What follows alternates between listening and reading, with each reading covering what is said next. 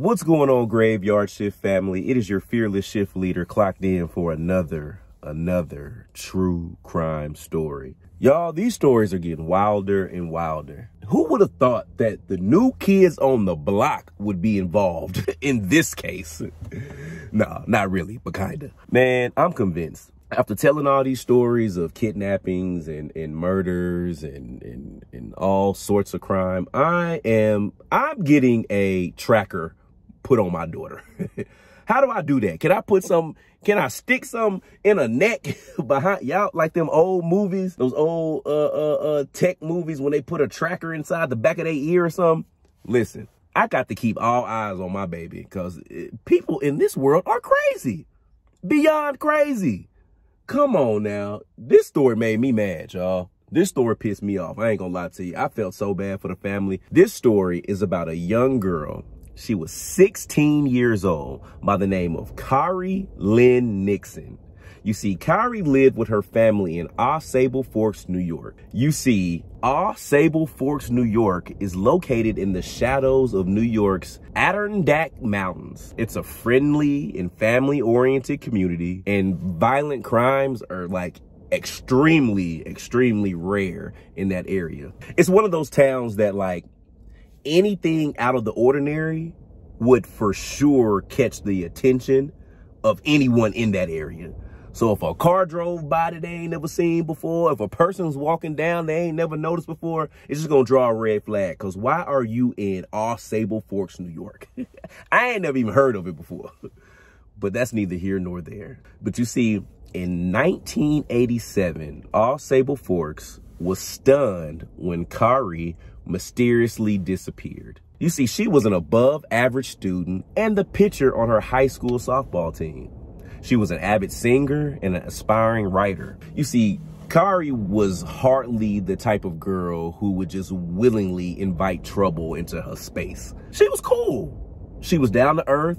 She wasn't a troublemaker. That girl was on the right path with a bright future ahead of her. But see, on the evening of June 22nd, 1987, at approximately 9:30 p.m., Kari left home to run an errand for her father, Gary. You see, she had headed for Thomas's Country Store, a neighborhood market just a few blocks away from her house.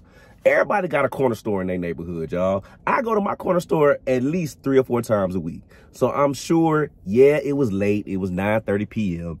But Kari is 16 and it was just at the corner. So I'm sure her father wasn't really tripping off his daughter running a quick errand for him. All right. Now, after purchasing some groceries, Kari left the market at about 9:55 p.m. and headed toward her house. As she took the familiar path down Palmer Street to her house at about 10:05 p.m., she exchanged greetings with the neighbor. But at 10:10 p.m., a group of boys walked past that same area and they didn't see anything but an empty street. So within that 5-minute span, Kari was gone. Now, literally, she was only 700 feet from her house.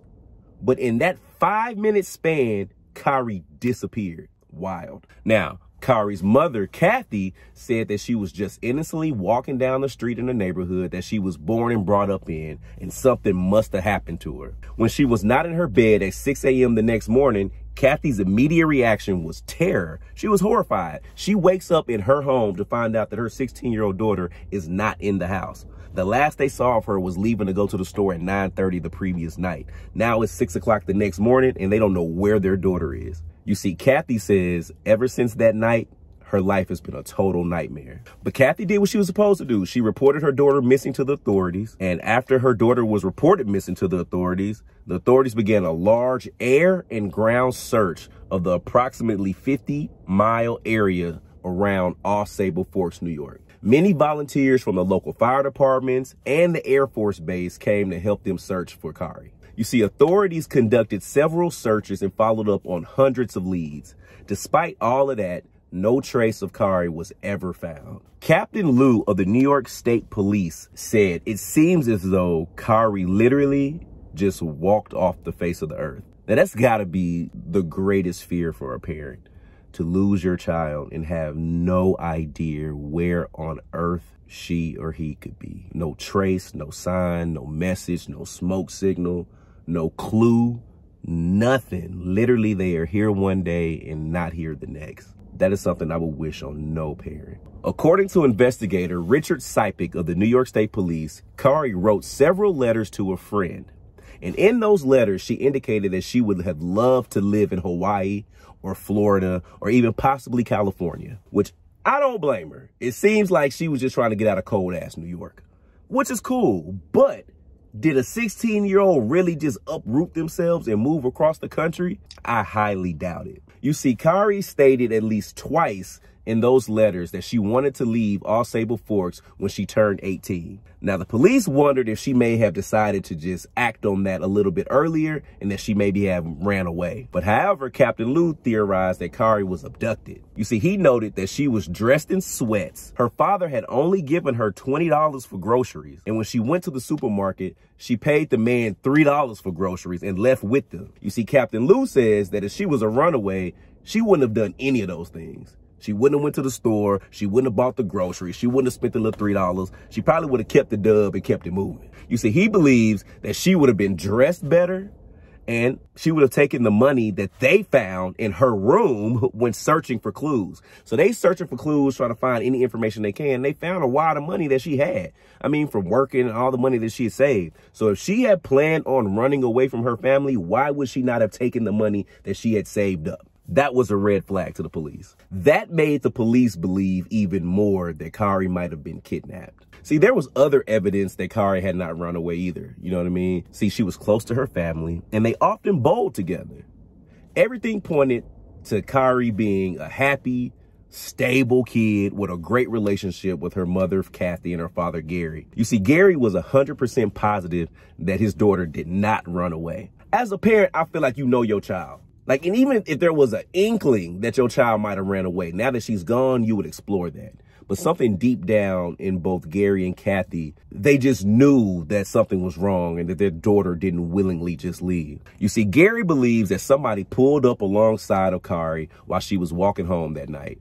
He's just not sure if she knew the person or if she didn't. But one way or the other, Gary believes that somebody picked his daughter up. Now, the question is, was Kari abducted? Or did she run away? No one knew. But by the winter of 1987, the investigation had reached a dead end. Look, the police didn't have any answers. The family didn't have any answers. It was just like literally Kari just vanished in thin air. But see, by November, New York State Police received a letter from an anonymous writer in Flint, Michigan. And the letter read, "Look for Kari Lynn Nixon in Utahville, South Carolina." Now, despite the tenuous nature of this lead, her family literally packed up everything and traveled to Utahville, which I don't blame them. At this point, they literally looking for any type of hint or clue, smoke signal, anything. And just like any righteous parent would do, they gonna go check it out. So they packed up everything from New York and traveled all the way to Utahville, South Carolina. And they literally blanketed this whole town with flyers and pictures of Kari, like everywhere. Missing flyer posters. Have you seen her? My daughter's missing. Talking to everybody. Literally getting to know everybody in the town. Now, they were as surprised as the police when a local resident remembered having spoken with a 16-year-old girl who had shyly given her name. Shirley Knappel is the Utahville resident who reported this encounter to the police. She said she had seen Kari's pictures on one of the flyers posted by her family. And she said that she had recognized her immediately because she had just seen her about 3 weeks earlier. She said that her hair and her earrings were the exact same as they were in the picture. But most importantly, her name was the same as the girl that had been introduced to her. So she said she was introduced to a girl and the girl told her name was Kari. She looked exactly like the pictures and even her hair and the earrings were exactly the same. Now, according to Utahville Police Chief Russell Parker, there have been numerous townspeople around Utahville area that said they had seen Kari. He believes that she was still alive in that area. Now, the lady that said she saw Kari was unable to remember many details of her sighting. It's like, dang, man, you just saw her 3 weeks ago. You just saw her 3 weeks ago. Do you know how bad that would piss me off as a parent? You hype me up, say you just saw my daughter who's been missing forever, and now you all of a sudden don't remember much about the interaction. Do you know what these people did? Y'all, the police set this lady, Shirley, up with the hypnotist. They put this lady under hypnosis to try to get her to remember about her interaction with Kari. They just hoped that her memory might just be jogged a little bit. Now, the hypnotist asked her to go to the day that she saw the girl. She recalled that it was a hot day and a little red-headed girl came up to her and asked her to meet a new friend of hers, whom the girl identified as Kari. Now, Shirley asked her where she was from, and she said Kari responded back that she was from New York. And Shirley asked her if she was down here to stay, and she said, under hypnosis, she said that Kari said yes. Now, Shirley says she asked Kari where she was staying, but the other little girl answered for her and said across the lake. You see, Kari seemed shy, unwilling to offer much conversation beyond her name. And Shirley asked her to repeat her first name again, and she said Kari again. So Shirley said to her, Kari Lynn Nixon, that's a pretty name. Shirley then walked away from the group. Now, this is what Shirley is saying, all under hypnosis. Y'all, I tried to be hypnotized one time. I'm just going to be honest with you. It didn't work. But that's neither here nor there. You see, Shirley had worked for about 4.5 years in a program where some of her clients were runaways. See, she believed that Kari was a runaway. And after the session, authorities investigated the circumstances of Shirley's sighting. And they found the girl who was allegedly with Kari, but were disappointed to discover that she suffered from a memory lapse and could not recall the incident. What, y'all, again, as a parent, I would have swung on everybody. How y'all gonna be interacting with my daughter and all of a sudden 3 weeks later, y'all don't remember none of this? Me and Stacy would have been in jail because that little girl would have got uppercutted, y'all. Say, what you mean you don't remember what my daughter is? What you mean? Now, y'all, I'm just playing. I would not have uppercutted no little girl. But I would have found another little girl to fight her. Because you gonna remember what my daughter is, y'all. You see, after failing to find any other confirmed sightings of Kari, the investigation once again reached a dead end. And in the time she vanished, police have investigated 70 sightings and conducted over 1,500 interviews and examined over 200 unidentified bodies. And they still had no idea where Kari might have been. You see, Kathy says she loves Kari very much and just wants her daughter back. And she just needs to know that her daughter was all right. She said that if Kari ever decided that something else was better for her, she would have the total support of her family, but just let them know that she's okay. Shirley is 100% convinced that she met her. Even after being hypnotized and coming out of her hypnosis, she believes 100% that Kari was the girl that she interacted with. Now, her family just wants her to call home and just let them know that she was still alive. That's all they wanted. You can be wherever you are, Kari, in the world, but just let us know that you are okay. You see, the case began to frustrate the police and devastate Kari's family. Was the anonymous writer in Flint correct? Was Kari in South Carolina? But see, in a strange development, the show Unsolved Mysteries received 2 letters from Flint, Michigan. The handwriting analysis has shown that the letters were both from the same correspondent. Now, this is where the story gets crazy. Dang, Dalen, this is where it gets crazy. This is where the story gets crazy. As the years and the investigations dragged on, Gary and Kathy began to give up hope that they would ever find their daughter, Kari. That's the parents' worst nightmare, when there's no more hope. But all of that changed in March of 1990. You see, a family friend saw a video of a concert given by the popular singing group New Kids on the Block. And on June 5th, 1989, they filmed their Hanging Tough live concert in Los Angeles, California. And among the crowd of teenage fans, the friends saw a familiar face, a girl they believed was Kari. They immediately showed the video to Gary and Kathy, and they could not believe how much the girl in the video looked just like their daughter. They kept rewinding it and going over it and over it and over it and over it and over it and over it and over it. And literally every time they would look at the video, this girl began to look more and more and more like their missing daughter. Y'all, the hope came back to their family. They was like, our daughter is at a New Kids on the Block concert. The family was so happy because they never really had any hope that she was still alive.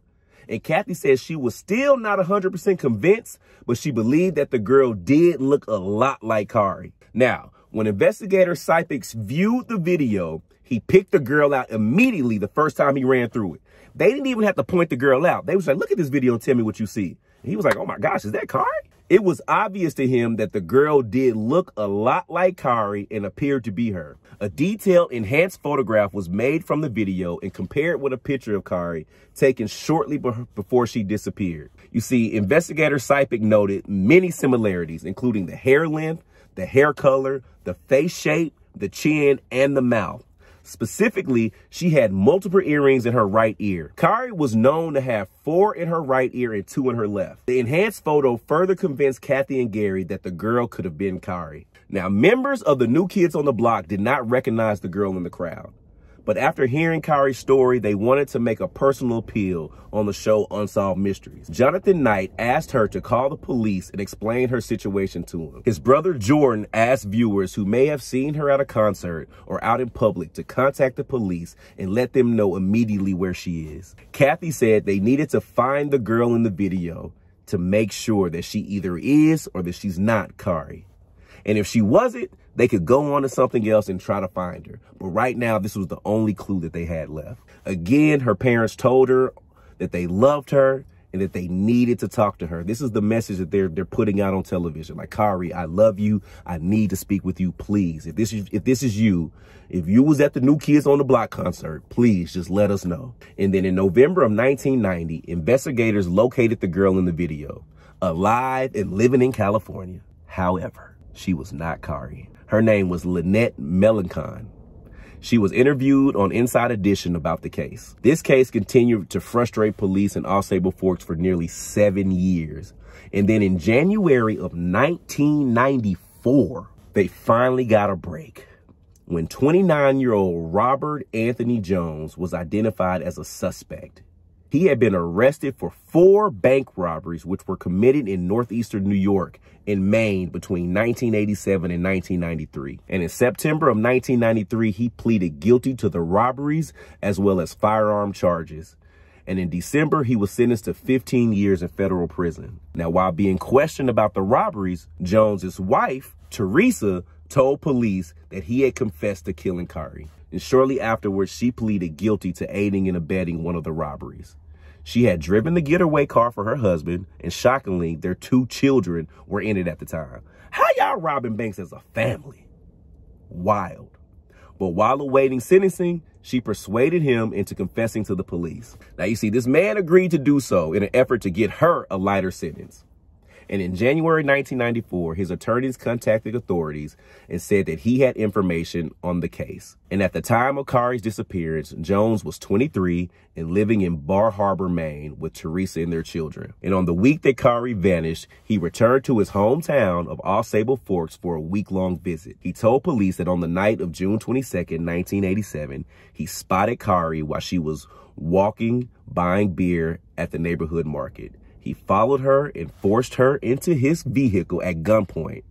He then drove her to his parents' house, a remote cabin in Jay, New York, about 6 miles from Au Sable Forks. And this is where he, unfortunately, sexually assaulted her for several hours. He tried to strangle her, but when that did not work, he shot her in the chest. You see, he ended up burying her in a wooded area near the cabin that following morning. And then he later returned to the Au Sable Forks area where he settled with his family. Every year following the murder, he took his family to the area of the grave for a picnic so he could check and see if it had been disturbed. How crazy is that? This man would take his family to the exact area that he buried this girl that he murdered just to make sure that no one found the body. Him and his family having a picnic literally feet away from where he buried this girl. Do you know how demented and insane you have to be? On January 28, 1994, Jones led state troopers to the shallow grave where they recovered Kari's remains. They also found her clothing, her shoes, and the groceries she had purchased that night. The grave was just a few miles from her home. In February, he pleaded guilty to first-degree kidnapping, first-degree rape, and second-degree murder in relation to the case. As a part of his plea deal, he was given a sentence of 18 years to life, and it was to be served concurrently with the 15-year robbery sentence. His wife, Teresa, received 2 years probation for her role in the robberies. She and Jones, of course, later divorced. After serving time in federal prison for the robberies, he was transferred to state prison in 2005. And he is currently an inmate at Wyoming Correctional Facility in New York. And based on his plea deal, he was given his first parole hearing in September of 2011. Au Sable Forks residents embarked on a letter writing campaign to the parole board opposing this man's release. They was like, this man ain't getting out of jail on our watch. They literally had the whole town write letters and sign proposals to keep this man locked up. During the hearing, he stated that he abducted and killed Kari because he was upset that Teresa, his wife, had cheated on him. He said he hid her body because he was scared. And he also claimed that he had committed the robberies in hopes of getting caught. His parole request was, of course, denied, as it should have been. All subsequent requests have also been denied. You see, he was up next eligible for parole in August of 2023. In 2018, he attempted to appeal his conviction. The New York State court rejected that appeal too. Gary and Kathy later established a scholarship fund in Kari's honor. And sadly, on December 3rd, 2007, her brother, Jonathan, passed away at the age of 29 after a year-long battle with ALS. He was survived by a daughter who was named Kari Lynn Nixon in her aunt's honor. And on August 28th, 2011, her father, Gary, passed away at the age of 63. Damn. I feel bad for everybody involved in this case, except for Buddy that did it. Through all of this turmoil, that mother lost her daughter, who was kidnapped and murdered, lost her son, who died of ALS, and then lost her husband. Prayers up to her, man, and her entire family. But what kind of evil man are you? You gonna abduct and hurt a child because your wife cheated on you? Then you gonna go rob banks with hopes of getting caught? Man, that man ain't gonna never get out of jail. He is right where he's supposed to be, rotten. And when this life is over, I'm sure he gonna rot somewhere else, y'all. Like, but hey, I ain't got no heaven or hell to put nobody in. But if I did, he would be signed up first, guys. Hey, man, Kari, rest in peace, my love. You didn't deserve any of that. Just a damn case of being at the wrong place at the wrong time. I'm Dalen Spratt, and this has been another true crime story. Hug your loved ones, y'all. Hug your loved ones. Love, love, love.